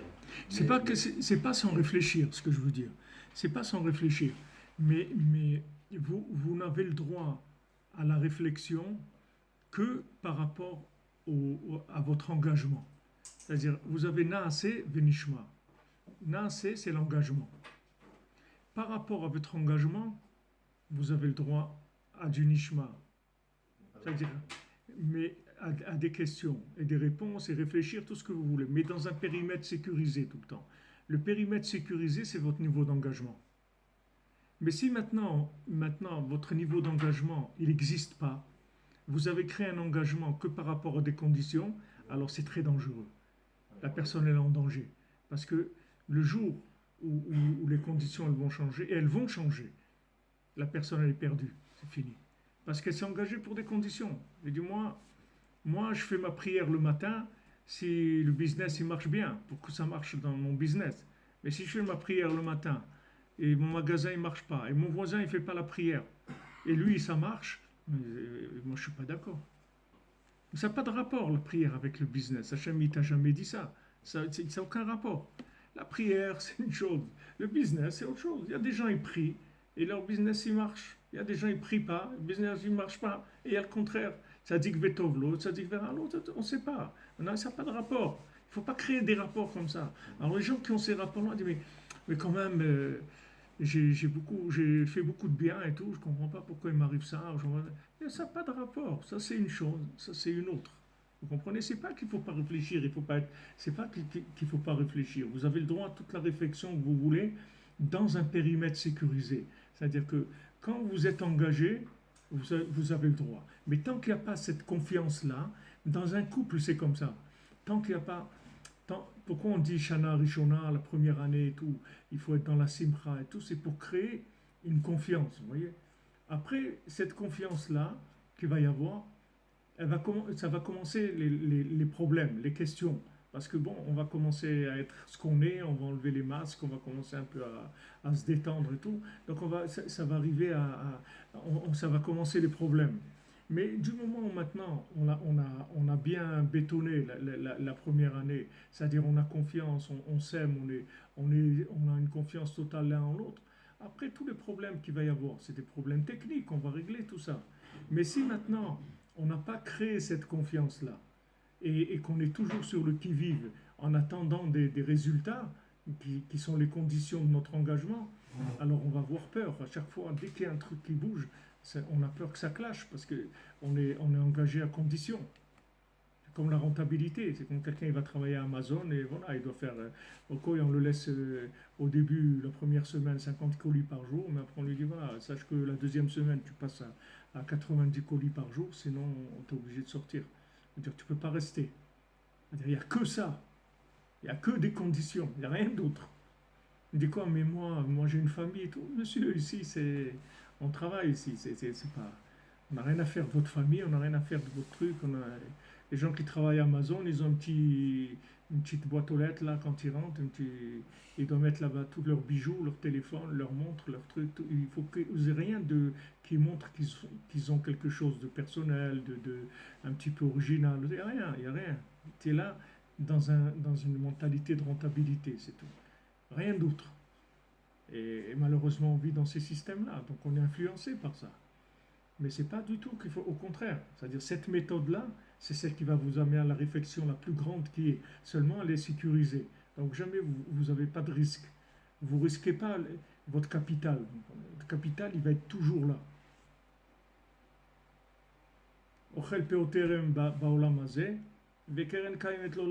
C'est-à-dire, il mange les fruits dans ce monde, mais le capital, il n'a pas touché. Pas touché. Dans le monde futur, il aura exactement la même chose, comme s'il n'avait pas mangé les fruits dans ce monde. Ça ne change rien, il ne touche pas à ça. Tandis que le problème aujourd'hui, c'est les conditions. C'est que les gens, comme ils sont dans des systèmes analytiques, donc les gens, par exemple, ils veulent se marier, donc ils vont au lieu d'essayer de se connaître, de se détendre, de communiquer, etc., ils vont essayer d'analyser le profil de la personne. Et les Maasés, ils se sont mariés avec un profil. Ils ne se sont pas mariés avec la personne elle-même. Ils sont mariés de ce qu'ils ont vu de la personne. Ils ont analysé, bon, ça a l'air une personne serviable, c'est une personne comme ci, elle a l'air comme ça, elle a l'air comme ci. Donc ça va, on y va. Mais un zivug amiti, on ne t'a jamais dit qu'un zivug amiti, il doit être serviable. C'est écrit nulle part. Il y a des gens, ils ne sont pas serviables, c'est tout. C'est comme ça. Il y a des gens, ils sont radins, c'est comme ça, c'est tout. Jamais c'est écrit qu'un zivug amiti, tu vas voir un signe du zivug amiti, c'est qu'il n'est pas radin. C'est pas vrai, c'est pas écrit nulle part. Il n'y a pas de signe du zivug amiti. Le signe du zivug amiti, c'est que tu l'aimes, c'est tout, et que vous aimez, c'est tout. C'est ça le zivug amiti. Maintenant, vous vous aimez, les conditions, elles sont ce qu'elles sont, c'est tout. Il y a des gens généreux, il y a des gens radins, il y a des gens nerveux, il y a des gens calmes, il y a des gens attentionnés, il y a des gens qui ont de la compassion, il y a des gens qui pensent qu'à eux, il y a des gens qui pensent qu'aux autres, tout ce que tu veux après. Mais ça, c'est des conditions, c'est pas ça qui... Il faut jamais que ces conditions, elles touchent le capital. Le capital, il est absolu. C'est ce qu'on a dit à Hachem. Nous, on fait Naaseh Venishma. Tandis que les nations, quand Hachem il leur a proposé, ils ont dit qu'est-ce qu'elle dit la Torah. Non, on n'a jamais dit qu'est-ce qu'elle dit. Le fait qu'on n'a pas posé la question, ça nous a permis de rentrer avec nos défauts aussi. Parce que comme les autres, ils ont dit qu'est-ce qu'elle dit. Donc il ne peut pas rentrer, parce qu'il a des défauts. Il dit, attends, il ne faut pas voler, mais non, on ne peut pas, nous on fait que voler toute la journée. Donc ce n'est pas pour nous la Torah. Mais nous, quand on a dit Hachem, quand on est nassé, on n'a pas dit, on s'est engagé sur rien, on va essayer, c'est tout. Mais on est d'accord, c'est tout. Ça ne veut pas dire qu'on ne va pas voler. Des fois, malheureusement, on va voler. Mais c'est pas parce qu'on a volé qu'on n'est plus tes enfants et qu'on s'aime plus. On s'aime tout le temps, on a volé. On va faire tchouva, c'est tout. On va faire tout ce qu'on peut pour arranger. Mais ce n'est pas éliminatoire. Tandis que si tu poses des conditions, elles deviennent éliminatoires après. Et la personne, elle s'est éliminée elle-même. Et ils ont eu peur, les gens. Quand ils ont vu toute la Torah, ils disent waouh, tout ça, les trucs et tout. Mais ils n'ont pas compris comment ça marche. Tu t'engages d'abord. Engage-toi d'abord. Voilà, aujourd'hui, les gens, ils ne se marient pas. C'est la même chose. Parce qu'ils ont une liste de conditions qu'il ne va jamais trouver la personne de ces conditions. Voilà, combien je vois des gens, 45, 50, 55, ils ne sont pas mariés. Et attends, le problème qu'il y a qui est bizarre, c'est qu'avec le temps, la liste des conditions, elle augmente au lieu de réduire. Normalement, si c'est dans la logique, Bon, tu dis, ok, il n'y a pas. Il y a pas y a pas des, vous n'avez pas des glaces, trois parfums. Ok, je vais prendre que deux alors. Moi, je voulais vanille, chocolat, fraise. Ok. Vous avez que vanille, chocolat. Bon, ok, je prends quand même. Non, c'est quand le gars lui dit, j'ai pas vanille, chocolat, fraise. Et il lui dit, alors ajoutez-moi un mocha aussi. Et il dit, mais attendez, je vous ai dit que.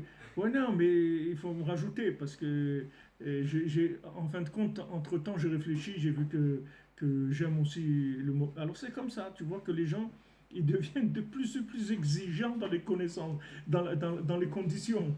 Alors que d'après la logique, tu dois baisser les prix. Il faut que tu baisses les prix. Il faut que tu commences un peu à solder.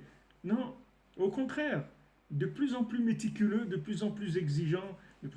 Mais avec ça, on peut pas. On peut pas construire une vie comme ça. Tu ne peux pas construire une vie. Tu t'es marié avec. Même si tu arrives à te marier, tu t'es marié avec des. Avec quoi? Avec un produit analytique. Mais c'est un être humain que tu as devant toi. C'est une âme. C'est une personne avec des capacités qui sont infinies. Donc, tu es en train de les limiter avec tes conditions. Tu es en train d'enfermer la personne dans de l'esclavage, comme Paro. Il nous a mis dans l'esclavage. Nous, qui est ton, il n'y a pas un peuple plus audacieux, plus libre que nous dans le monde. Il est arrivé à nous rendre esclaves et tout, parce qu'il nous a entrés dans des, il nous a attrapés avec les conditions. On commence à avoir des questions. Dès qu'on commence à avoir des questions, c'est la porte à l'esclavage, c'est-à-dire on se fait attraper, on devient esclave. Parce que même dans un couple, quand vous êtes marié avec des conditions, vous êtes obligé de respecter les conditions. Donc vous êtes obligé de jouer un jeu. Si maintenant si vous êtes pas marié avec le régime des conditions, d'accord? Vous êtes marié par amour, maintenant, si vous voulez changer dans votre vie, vous pouvez changer. Avant, vous leviez toujours à 4 heures du matin. Maintenant, vous voulez vous lever à 4 heures de l'après-midi. Vous pouvez. Mais si vous êtes engagé avec des conditions, vous ne pouvez pas. Si vous faites ça, ça va clasher. Vous ne pouvez pas. Donc maintenant, vous avez envie, c'est-à-dire, ça veut dire que vous avez envie. Maintenant, vous avez changé de travail, vous travaillez la nuit ou n'importe quoi. Vous ne pouvez pas faire comme avant. Vous n'avez plus la force. Ou bien vous avez vieilli, tout simplement. Vous n'avez plus les forces d'avant. Vous ne pouvez pas marcher 10 kilomètres pour aller faire une chose. Donc, vous ne le faites plus. Mais ça, c'est éliminatoire. Donc, vous ne pouvez pas. Donc, vous allez faire tout le temps semblant de respecter les conditions. Et vous n'avez pas le droit au changement. Vous n'avez pas le droit d'être naturel. Vous n'avez pas le droit de kiffer quand vous avez envie. Avant, vous buviez jamais d'alcool, et maintenant vous buvez 2 whisky tous les jours. Alors qu'est-ce qu'il y a? Vous n'êtes pas un alcoolique si vous buvez 2 whisky. Ah mais non, mais avant tu faisais jamais ça. Alors qu'est-ce qu'il y a? Avant c'était avant. Maintenant je dis, avant j'avais pas de cheveux blancs. Maintenant je cheveux blancs, qu'est-ce que je fasse? C'est comme ça. Maintenant je bois 2 whisky tous les jours, c'est tout. Pas de problème, c'est comme ça, c'est la vie. Mais ça s'accepte parce que. Mais si on est en les conditions interdites, il faut jouer le jeu. Maintenant avec Hachem c'est la même chose. Du moment où on s'est engagé sans condition, on peut jouer. On peut jouer parce qu'on s'est engagé sans condition. Donc on joue vers le haut, vers le bas. C'est-à-dire qu'il y a des moments où on va faire des montées, des pointes extraordinaires parce qu'il n'y a pas de condition, donc on n'est pas limité. Et il y a des moments où on va descendre parce qu'aussi il n'y a pas de condition. Donc c'est la liberté, c'est-à-dire que vous êtes libre. Vous êtes libre. Ça, c'est la leçon de la vie. C'est simple tout ce que je vous dis, il n'y a rien de compliqué là-dedans. Mais la plupart des gens, ils ne savent pas ça. Et... On peut s'enfermer dans des réflexions aussi. Ouais. Vous voyez ce que je veux dire? Ouais, ouais. Sans avoir donné de conditions, on peut s'enfermer même dans des réflexions ou pas? C'est une question. Hein. S'enfermer dans des réflexions. Dans des réflexions, on commence à réfléchir à des trucs et on se focalise dessus. Je vais essayer de donner un exemple. Dire, par exemple, je veux faire tant d'heures d'études par jour. Ouais. C'est un exemple. J'y pense, c'est une réflexion que j'ai. Et si j'arrive pas à les faire, je vais me focaliser là-dessus. Si j'arrive pas à les faire. Mais ça, c'est des conditions, ça, c'est pas une réflexion. C'est des conditions en fait. Vous créez des conditions. Mais à la base, là, je me mets des conditions, mais à la base, les conditions, elles n'étaient pas mises au préalable, puisqu'on a fait un assainissement. Donc, est-ce que ces conditions-là, elles tiennent ou pas par rapport à un assainissement qu'on a fait au long de la Tu peux faire, c'est-à-dire, si tu t'es engagé dans un AC, Si t'es- On s'est tous engagés au Mont Sinaï sur le NAS. Ouais, mais le Mont Sinaï, il faut faire des mises à jour, là. Sinon, ça marche pas. Non, Tu vois, si tu as... Vous en parlez du NAS Nishma, parce qu'on sait pas, on n'a pas donné de conditions au NAS. Si tu as Macintosh, tu vas voir que tous les 2 ans, il faut que tu le jettes. Parce que après, il n'y a plus aucun programme qui marche. C'est comme ça, il t'oblige au renouvellement. C'est-à-dire que l'engagement du Arsinaï, cet engagement inconditionnel avec Hachem, il faut que tu l'aies tout le temps. Maintenant, toi, il faut que tu aies un programme. Tu ne peux pas vivre sans un programme. Donc maintenant, disons tes conditions de vie, de parnassa, familiale, tout ça, ça te permet de libérer 6 heures par jour, par exemple, pour étudier. Ok, maintenant tu peux faire 6 heures par jour. Mais ça ne veut pas dire que maintenant, à un moment, tu vas pas faire des pointes de 12 heures. Tu me prends? Ou bien tu ne vas pas descendre à 2 heures. Ça ne te dérange pas.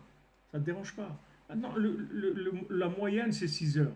Mais si maintenant, il se présente des jours de congé, des choses comme ça, alors tu vois, nous, par exemple, nous, le lendemain de Sukkot, on étudie le matin. Maintenant, si tu vois les systèmes des yeshivot et tout, il n'y a pas. Le lendemain de Sukkot, il n'y a pas. Il faut attendre au Chodesh Rejvan. Pourquoi tu vas attendre au Chodesh? Qu'est-ce qu'il y a? Qu'est-ce que tu fais pendant ces jours-là? Qu'est-ce que tu fais? Ah non, c'est comme ça. Il y a les vacances. Quelles vacances? Les vacances de quoi? Les vacances. T'as pas envie d'étudier. Ok, il n'y a pas l'école, mais toi, t'as pas envie d'étudier. T'as pas envie de servir Hachem maintenant. Peut-être tu veux étudier des choses que t'as pas le temps dans l'année, tu as envie de kiffer sur un sujet ou un truc et tout. Ça montre que tu es engagé. Tu comprends? Et si maintenant, c'est que les conditions qui font que tu fais ce que... Il y a un problème, quelque part. C'est très fragile. Il faut faire attention. Il y a des gens qui sont très sérieux et qui étudient beaucoup d'heures par jour et tout, mais ils sont très fragiles. Alors qu'il y a des gens que tu vas les voir, ça bouge, ils bougent, mais ils sont forts, ils ne sont pas fragiles du tout. C'est-à-dire, même si tu vas voir que pendant une semaine, il ne va pas étudier parce que il y a un enfant qui doit faire un truc et tout, il doit l'accompagner là-bas, il a dû voyager, etc. Donc il n'a pas eu le temps, il n'a pas étudié, mais tu vois que le ressort, il revient tout de suite. Dès que la situation le permet, il revient tout de suite à la productivité maximale, tu vois. C'est comme ça qu'il faut faire Avodat Hashem. Et à ces conditions-là, tu vas être heureux tout le temps. Parce que quand tu peux pas, tu vas pas tu vas pas t'éliminer toi-même. Parce que tu peux pas. Tu peux pas, c'est tout. Qu'est-ce que tu veux faire? Maintenant, tu peux pas. Mais le fait que tu peux pas, ça change rien du lien que tu as avec Hachem. Tandis que si c'est des conditions, alors quand ça marche pas, alors tu lâches, c'est tout. Tu dis ça marche pas, alors je lâche, c'est tout. Moi, j'ai des conditions de réussite, c'est-à-dire moi, il faut que ça soit comme ça et comme ça, sinon ça ne marche pas. Et il y a beaucoup de gens qui ont fait dans leur vie pendant des années et des années des efforts dans des conditions, c'est-à-dire ils sont mis dans des conditions. Et une fois que ces conditions, elles ont terminé parce que pour une question d'âge ou de déménagement ou de n'importe quoi, de changement de vie, tout ce qu'il y avait avant, ça a disparu, il ne reste plus rien. Mamache plus rien, parce que c'était lié. C'était lié avec un jeu, c'est un jeu de conditions. Donc ça, il faut faire très attention, surtout dans le domaine familial. Et il faut faire très attention d'avoir un rapport qui permet d'être naturel. Qui permet d'être naturel, parce que c'est comme ça qu'on est. C'est là qu'on va donner le meilleur de nous-mêmes. C'est vrai que naturel, des fois, on peut s'oublier dans un truc, non, mais d'un autre côté, aussi, on peut être complètement engagé. On peut être engagé dans des choses qui sont en marge du don de soi très très fort. Un don de soi très très fort. On peut tout donner. Il y a des moments où on va tout donner, tout, et toute l'énergie qu'on a, on va tout partager, tout. Parce que maintenant, c'est ce qu'il faut faire. Alors on va le faire, c'est tout. Il ne faut pas regarder qu'il y a des fois où on n'a rien fait. On n'a rien fait parce qu'il n'y avait pas à ce moment-là une motivation pour faire. On n'a pas senti que ce moment-là, on devait faire. Mais quand il y a un appel et qu'il faut faire, on est là. C'est-à-dire, et ça, c'est la vie, tout simplement, que la personne elle s'engage dans quelque chose de vivant, elle est elle-même. Sinon, chacun il va jouer l'image de la définition qu'il avait au début. Et il va essayer de coller à ça tout le temps, coller tout le temps à ça. Et il va se fatiguer. Il y a un moment, il va se fatiguer à un moment même où il ne pourra plus du tout. Comment il fait après? Comment il fait? Alors ça c'est le, si vous voulez, c'est le Sechel Pnimi. Ça s'appelle Sechel Pnimi. C'est-à-dire, Sechel Pnimi, ça veut dire c'est la compréhension profonde.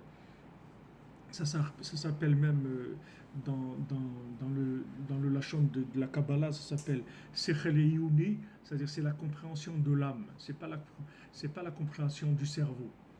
Dans le crâne, il y a le cerveau, il y a l'âme. Les deux se trouvent dans le crâne. Là, on pose les tefilines, c'est l'âme. L'âme, elle se trouve à cet endroit-là.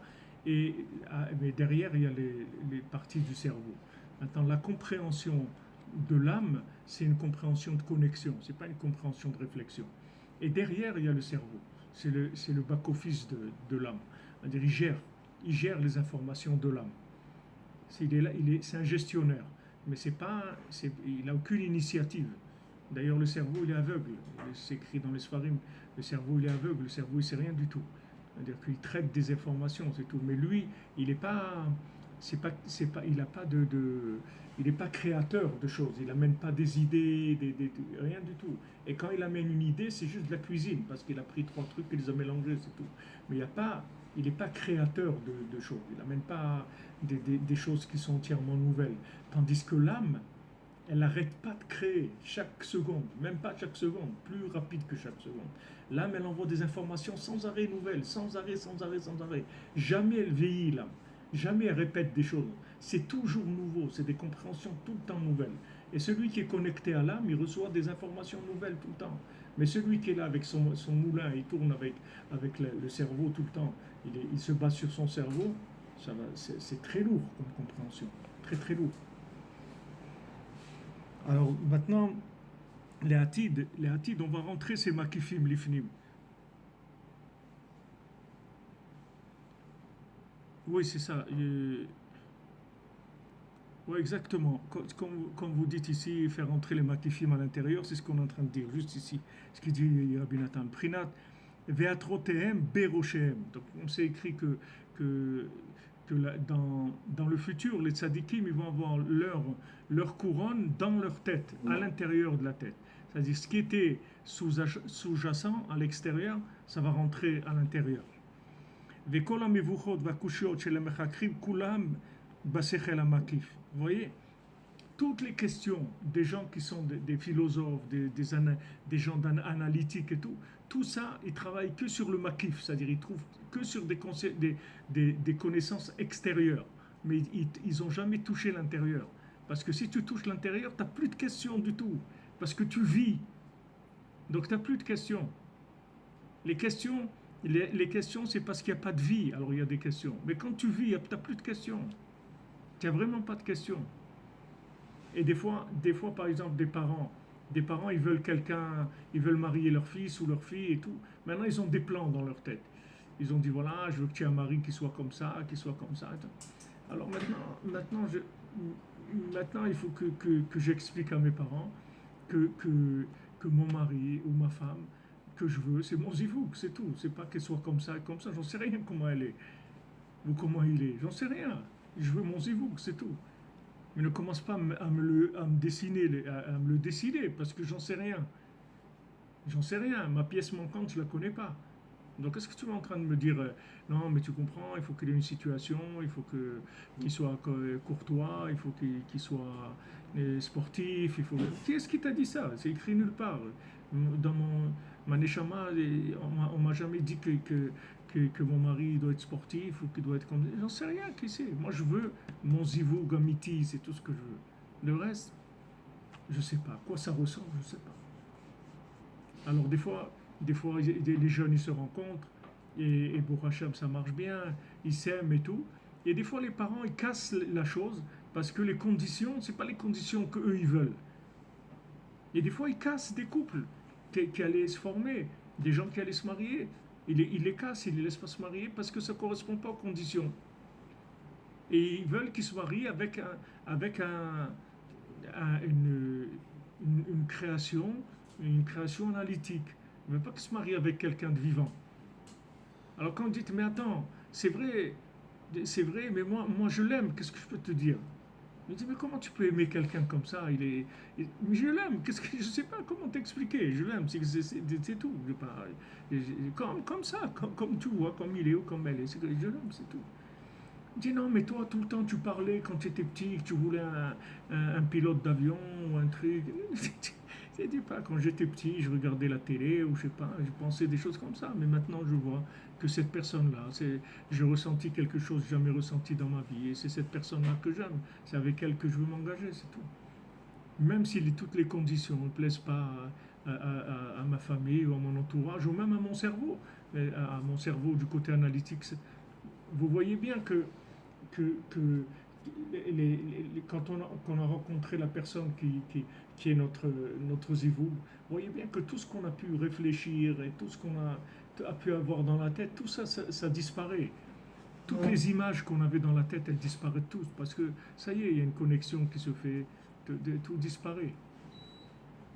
Ça se passe comme ça, c'est avec aussi des fois des rabbinim. Vous allez voir un rab, vous avez plein de questions que vous avez écrites sur un papier et tout. Donc commencez à parler avec lui et après il vous demande alors tu as quelque chose à demander et tout et vous pouvez plus lire le papier parce que en fait les questions que vous aviez c'est parce que vous n'étiez pas connecté. Maintenant, quand le rab vous a monté un peu dans la connexion, il vous a fait ressentir un peu votre neshama, un petit peu, vous voyez que c'est des bêtises ces questions-là. C'est-à-dire elles n'ont pas lieu d'être du tout. Elles étaient parce que vous étiez dans de l'obscurité, c'est tout. Maintenant, vous avez parlé avec le rab, vous êtes monté un petit peu, oui, ça y est, toutes ces questions, elles n'existent plus. Vous ne regardez même pas le papier, vous avez honte même des questions que vous avez pu vous poser. Et vous voyez, donc ces questions-là, ce pas des vraies questions, c'est des questions de l'obscurité, c'est tout. C'est les questions du monde de l'obscurité, du monde des ténèbres. Donc maintenant, quand les gens essayent d'avoir une approche par la logique, comme cette logique-là, c'est une logique de toute façon qui est inapprochable de façon complète par le cerveau, c'est-à-dire le cerveau ne peut pas comprendre logiquement une maîtrise totale dans ce monde. C'est-à-dire le cerveau, il a toujours des côtés des zones qui sont inconnues, et ça restera toujours comme ça. Tant qu'on qu'on vit dans les conditions du temps comme on le vit aujourd'hui.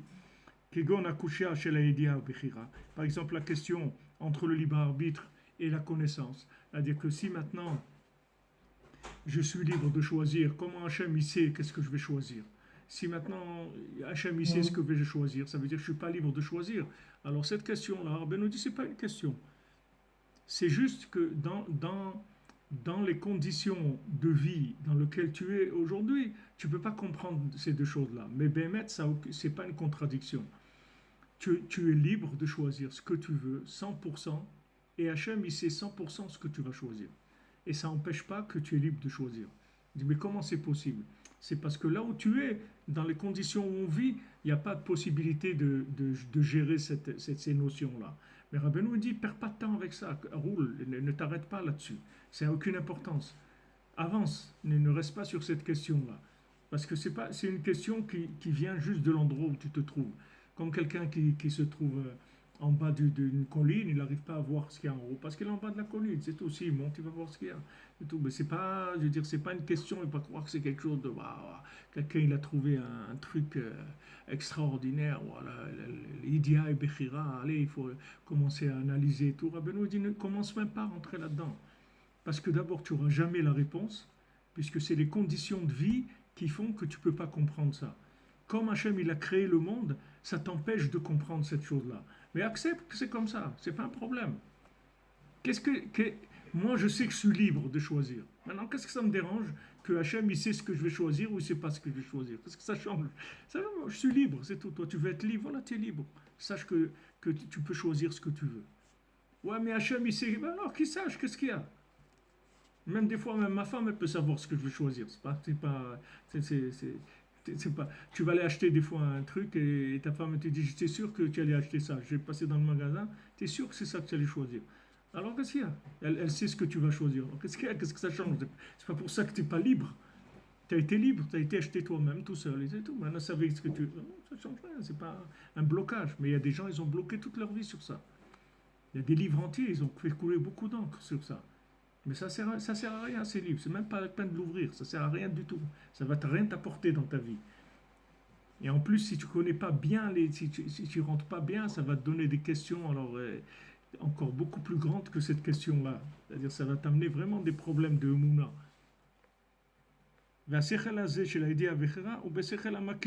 Donc maintenant, cette compréhension-là, elle se trouve dans l'atmosphère, si on veut, du cerveau. Elle ne peut pas rentrer dedans. Elle se trouve dans l'atmosphère. Comme autour, dans l'atmosphère, alors il n'y a plus d'apesanteur, où il y a plein de choses qui changent au niveau oxygène, ou je ne sais pas, toutes les conditions de vie, elles sont différentes. Alors voilà, il y a dans le Sechel Makif, là-bas, dans ce Sechel Makif, il y a la réponse de ça, de la Idia et la Bechira. C'est clair là-bas, c'est pas une question, Birlal. C'est-à-dire, on comprend très bien que je suis libre et qu'Hachem, il sait ce que je vais faire. On comprend très très bien pourquoi c'est comme ça. Mais c'est cet endroit-là. Maintenant, quand on vient ici, dans ce monde-là, alors on ne comprend plus ces choses-là. Quand on rentre dans la réalité de la compréhension logique, on ne peut plus comprendre ça. Maintenant, ils ne peuvent pas comprendre ça. Et ils restent avec une question. Au Kayot c'est basé, ça c'est un exemple que Rabbeinu donne, mais il dit combien de choses comme ça où il y a des questions qui restent sans réponse. Alors, c'est une question sans réponse, c'est tout, c'est pas grave. Maintenant, j'ai une question sur quelqu'un, j'ai une question sur mon conjoint, j'ai une question sur mes enfants, j'ai une question sur mon patron, j'ai une question sur mes employés. La question ne change rien à la vie. On continue à vivre, c'est tout. Et il y a cette question, on la met de côté, on verra, peut-être qu'un jour il y aura une réponse. Mais ça ne va pas attaquer la vie. Mais si on commence à rentrer dans l'analytique, alors toute la vie elle se détruit avec ça. Veita sham she'alidi prinat shivat anerot meir amakif lifnim ze prinat balotra et anerot. Donc maintenant, comme on a dit au début, il y a les 7 nérotes, c'est-à-dire qu'ils sont les 7 accès du visage qui vont faire rentrer la compréhension à l'intérieur de l'esprit, c'est-à-dire du cerveau. Les 7 compréhensions, alors maintenant, l'autre est un erreur, c'est-à-dire c'est quand Hachem dit, voilà, quand tu vas faire monter les neurones, c'est-à-dire quand tu vas faire monter la lumière, et cette lumière, tu la fais monter par les accès, les 7 branches de la ménoire, qui sont les 7 accès du visage. Alors par ces 7, maintenant, quand tu vas rendre propre ces 7 accès-là, tu vas les nettoyer, tu vas les respecter, tu vas les considérer comme il faut. Ces accès-là, ils te donneront des compréhensions qui sont claires et qui ne sont pas du tout polluées. Maintenant, si maintenant tu sais que cet accès-là, ils ont des problèmes, ça veut dire que tout ce que ton cerveau il va traiter comme données, elles sont faussées déjà au départ. Donc tu as intérêt à te brancher sur la Emouna, c'est-à-dire sur essayer de comprendre avec l'acquisition d'éléments sans réfléchir. C'est-à-dire tu vas acquérir des éléments déjà vérifiés, déjà optimisés, et après tu vas pouvoir réfléchir avec ces éléments-là. Mais ces éléments-là, ce n'est pas toi qui les auras compris. Tu les auras appris de quelqu'un qui est un tzaddik, qui est quelqu'un qui est complètement pur, et tous les éléments qu'il va te donner, ce sont des éléments déjà purifiés, optimisés au maximum, et tu vas brasser ces éléments-là, et tu vas comprendre des choses extraordinaires, mais seulement la base d'acquis, c'est-à-dire la base de données des acquis, elle ne vient pas de toi. Elle s'est créée par la confiance. C'est-à-dire le fait que tu as eu confiance dans un tzaddik, ce tzaddik-là, il t'a transmis des choses que tu ne comprends pas du tout, mais tu les as acceptées. Une fois que tu les as acceptées, tu vas les vivre, et quand tu vas les vivre, tu vas les comprendre, et après tu vas développer avec ton cerveau de la compréhension sur des éléments qui sont déjà complètement vérifiés, complètement, comme si toi-même tu étais un tzaddik. Comme si toi-même tu étais un tzaddik. Tu vas réfléchir comme si toi tu étais un tzaddik. Alors que tu as les 7 accès qui sont pollués, qui ont beaucoup de problèmes, ça ne va pas t'empêcher d'avoir une réflexion qui est saine. Parce que les éléments d'acquisition, ils n'ont pas été faits par ton initiative à toi. Ce n'est pas toi qui as créé ces choses-là. Tu les as prises comme elles étaient. Et maintenant, tu réfléchis sur ça. Alors, dans tous les rapports de la vie, ils sont comme ça. Le rapport du couple, le rapport de tout, c'est comme ça. C'est-à-dire que, sache que maintenant, du moment où les 7 accès du visage, ils ne sont pas entièrement purs, tu ne pourras pas voir des choses, tu ne pourras pas analyser de façon claire et est vrai. Donc, tu as intérêt à aller dans de la confiance. Et avec la confiance, tu vas recevoir des éléments, que ces éléments-là, ils vont te permettre après de développer des connaissances vraiment extraordinaires. Et tu as sauté au-delà des problèmes, si tu veux. Des problèmes qui sont les conditions dans lesquelles tu es, comme tu es aujourd'hui. Parce que normalement tu peux pas avoir accès à une connaissance de vérité si toi-même, tu n'es pas vrai déjà. Si toi-même, tu n'es pas vrai, tu ne peux pas avoir de la connaissance de vérité. Mais si maintenant, tu acquiers par la confiance, tu peux acquérir de la vérité, même si toi, tu n'es pas vrai. Tu peux gérer des éléments de vérité, même en ayant les 7 accès du visage qui sont pollués. C'est ce qui est écrit que l'autre est inhérente, c'est-à-dire quand tu vas commencer à allumer les neurones, alors comment tu dois les allumer jusqu'à qu'elles brûlent d'elles-mêmes. C'est-à-dire que tu vas voir que maintenant, quand tu vas faire confiance, à un moment, la bougie, elle va commencer à brûler d'elle-même. C'est-à-dire que tu n'as plus besoin d'alimenter, elle brûle d'elle-même. C'est-à-dire ton cerveau, il va démarrer sur quelque chose qui est acquis, mais maintenant c'est ton cerveau qui commence à travailler. Seulement il travaille sur quelque chose qui a été allumé par le Cohen. C'est pas toi qui as allumé. Mais après ça monte de lui-même. Et là c'est extraordinaire. Parce que tu as accès à des choses merveilleuses et toi tu n'es pas merveilleux du tout, tu comprends, dans ce que tu es. C'est-à-dire normalement, d'après les conditions, tu n'as pas le droit d'accès à ça. Si on fait des examens logiques, tu es à des milliards d'années-lumière d'avoir accès à ces éléments-là. Mais comme maintenant, tu t'es lâché, tu as fait confiance, alors on t'a ouvert la porte, et maintenant que les nérotes, elles ont commencé à brûler, elles vont commencer à brûler d'elles-mêmes après. Tu voulais demander quelque chose? Je voulais juste vous poser la question. C'est quoi vous appelez cet accès au visage pour faire Je l'ai dit au début, c'est-à-dire on a 7 orifices dans le visage. Les oreilles, les yeux, le nez et la bouche. Maintenant, il faut faire attention à ça, il faut faire attention à la shonara, il faut faire attention aux yeux. Chaque chose, elle a une définition d'éléments de midot, si tu veux. Alors, quand maintenant la bouche, par exemple, elle dit du lashonara, alors elle devient impure. Donc après, tout ce qui va rentrer par la bouche dans la compréhension, ce qui passe, c'est les sept trucs de la menorah, les 7 branches de la menorah. Donc maintenant, après, ce qui va rentrer par la bouche, ça va être déformé, puisque la bouche, elle est impure. Et comme ça, les 7 accès. Mais si maintenant tu te branches sur une menorah qui est une menorah parfaite, tu veux, c'est la menorah que le Kohen il a faite, tu n'as pas de souci, parce que tu ne tournes pas avec tes éléments à toi. Donc tu es protégé. Et avec le temps, bien sûr, après, tu vas faire le travail inverse. C'est-à-dire que cette lumière-là de la menorah parfaite, elle va te nettoyer ta menorah à toi. C'est-à-dire que tu vas travailler de l'intérieur vers l'extérieur. Tu vas aller nettoyer le comportement par le goût que tu vas avoir à la chose. Comme des fois, tu peux changer par amour pour quelqu'un, c'est tout. Tu n'as pas envie de changer.